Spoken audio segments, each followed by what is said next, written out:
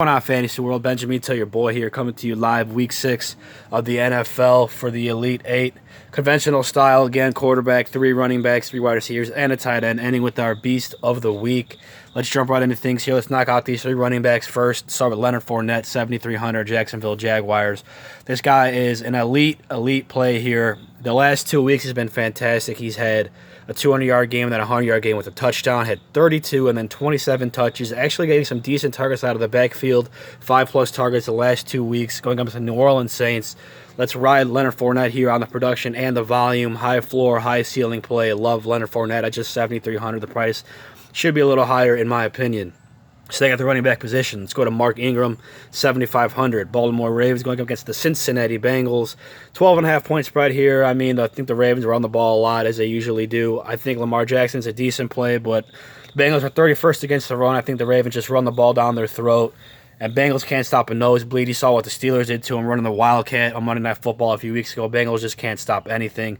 I think Mark Ingram here gets at least 20 touches, finds the end zone and 100 yards, gets you 16+ fantasy points here. A couple of catches can even get into 20 here. I love me some Mark Ingram, 7,500.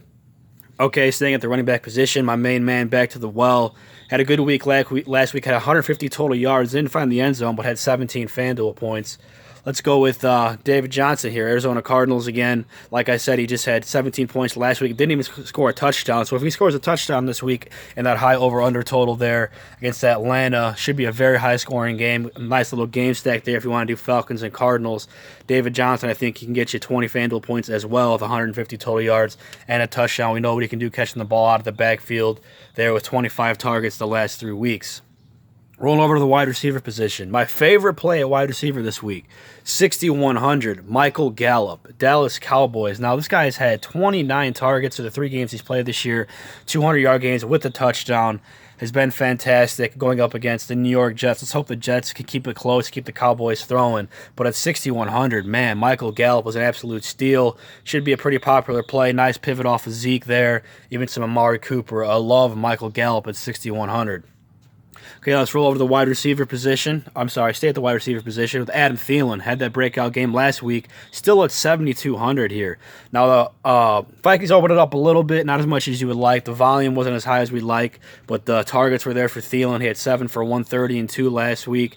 Go up against the Philadelphia Eagles, who are great against the run, very, very bad against the pass. I believe bottom 5 against the pass there.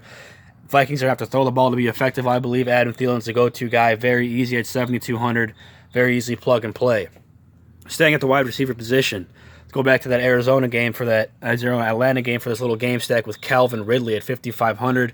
This guy had 6 catches, 88 yards last week. Nice pivot off of Julio Jones here. Has 3 touchdowns already this season and a 100-yard game. I like him at just 5,500. Nice tournament play. I'm definitely not a cash game play. I love me some Calvin Ridley at just 5,500. All right, rolling over to the tight end position, staying in that game. Chalkiest play on the board. This guy should be at least 60% owned, in my opinion. I'm rostering him on 100% of my teams. You heard that, 100% of my teams this week. Austin Hooper, 6,400. Atlanta Falcons. You know how bad the Cardinals are against the tight end, how bad they are in defense all around. Don't really need to say much. Austin Hooper, the easiest play on the board. Everyone in the world probably agrees with me there. Let's get Austin Hooper there at 6,400. I don't see any tight end play that even comes close. Don't need to say much. No discussion here. Austin Hooper, 6,400. Okay, now we had our tight end, 3 running backs, 3 wide receivers. Let's go to our beast of the week. It's quarterback time. There's a lot of great plays this week. There's Dak Prescott, Deshaun Watson up against the Chiefs, Patrick Mahomes against the Texans, Matt Ryan against the Cardinals, but I'm rolling with the rookie here. Kyler Murray, bold prediction this week, over 30 fantasy points. Okay, he had 25 Fanduel points last week against the Bengals, and he didn't even throw a touchdown pass. Now, if this guy can just get it going and find some touchdown passes here, we know he can run the ball. He had 93 yards of rushing. He ran the touchdown in last week, and he didn't even throw a touchdown pass. He only had about 250 yards passing as well. So I think he gets 350 total yards, 300 passing, 50 rushing yards, 3 total touchdowns. I think he gets you over 30 this week. Is our this week's Beast of the Week, Kyler Murray, man. Good luck, guys.